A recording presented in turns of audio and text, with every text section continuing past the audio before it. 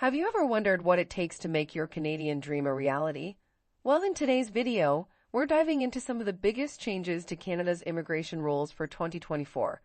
These updates could significantly impact your plans to move to Canada, whether you're a prospective student or looking to start a new life here. Stick around as we break down these changes, and don't forget to check out the links in the description for free resources and guides to help you on your journey. And of course, subscribe to our channel to stay updated with the latest Canada immigration news and learn more about moving and settling in Canada. Hello and welcome to Moving to Canada. Today we're discussing some major changes to Canada's immigration policies that you need to know about if you're planning to come here in 2024. Whether you're aiming to study, work, or settle in Canada, these updates will affect you. So let's get right into it. First off, one of the most significant changes announced this year is the cap on international student study permits. Canada has been a popular destination for students worldwide, especially from countries like India.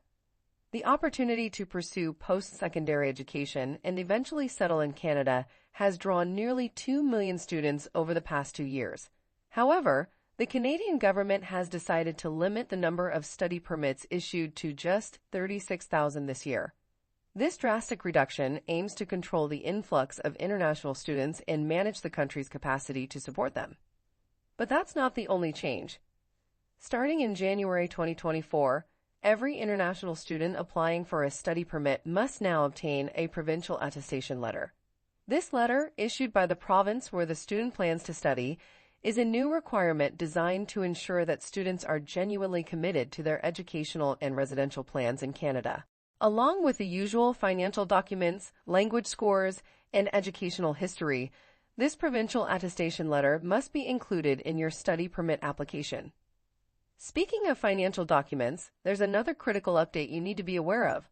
The proof of funds requirement has been increased significantly. Previously, international students needed to show that they had $10,000 available to cover their living expenses in Canada.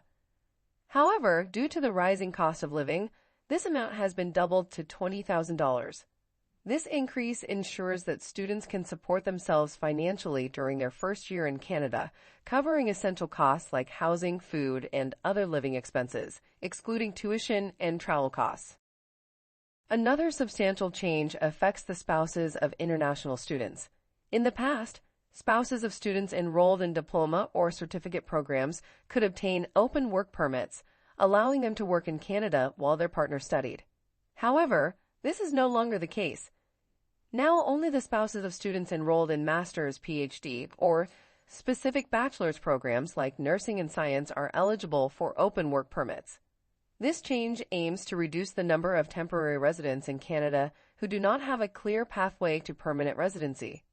On a more positive note, there's good news for master's students. The Canadian government has extended the postgraduate work permit for master's students.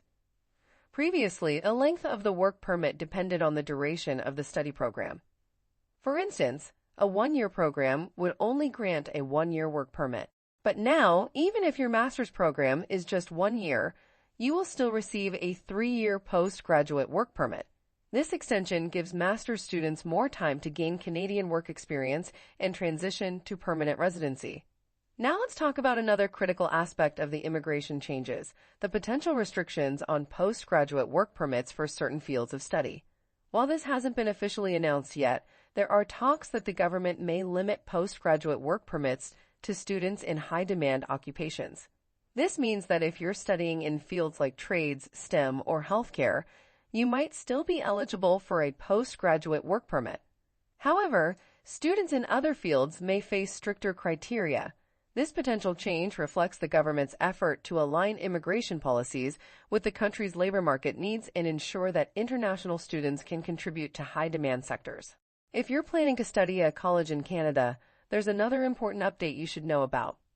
Starting from May 15, 2024, students enrolled in public-private agreement colleges are no longer eligible for postgraduate work permits. These colleges, which operate through agreements between public institutions and private schools, have been popular choices for international students. However, only those studying at fully public colleges will be eligible for postgraduate work permits going forward. This change aims to streamline the process and ensure that students attending recognized public institutions have clear pathways to work permits. For those already in Canada, there are some changes in how postgraduate work permits are issued. Previously, international students could apply for these permits at the Canada-US border, allowing them to receive their work permits on the same day. However, this option is no longer available. Students must now apply online, which can take longer to process but ensures a more standardized procedure. Now let's shift our focus to the provincial nominee programs, PNPs. These programs allow provinces to nominate individuals for permanent residency based on their specific labor market needs. Recently, there have been several updates to PNPs that could impact your application process. For instance, Alberta has introduced a new system where they accept applications only once a month on a first-come, first-served basis. This change aims to manage the province's inventory levels and ensure a fair and efficient process. Similarly, Nova Scotia has made sector-specific restrictions in its PNP. As of May 2024, the province is no longer accepting applications from the food service sector. These updates highlight the dynamic nature of PNPs and the importance of staying informed about each province's specific requirements and changes. While PNPs can be a valuable pathway to permanent residency, it's crucial to keep up with the latest updates to navigate the application process successfully. It's also worth mentioning that these changes are part of a broader effort by the Canadian government to manage the number of temporary residents in the country. With a growing number of international students, workers, and other temporary residents, Canada is looking to balance its immigration policies to ensure that those who come here have clear pathways to permanent residency and can contribute to the country's economy and society. In conclusion, the immigration landscape in Canada is evolving, and it's essential to stay informed about the latest changes.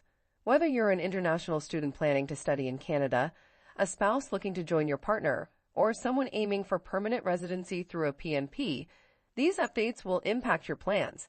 Make sure to check out the links in the description for free resources and guides to help you navigate these changes. And don't forget to subscribe to our channel to stay updated with the latest Canada immigration news and learn more about moving and settling in Canada. Thank you for watching Moving to Canada. We hope this video has been informative and helpful. If you have any questions or think we missed something, please leave a comment below. We're here to help you on your journey to Canada.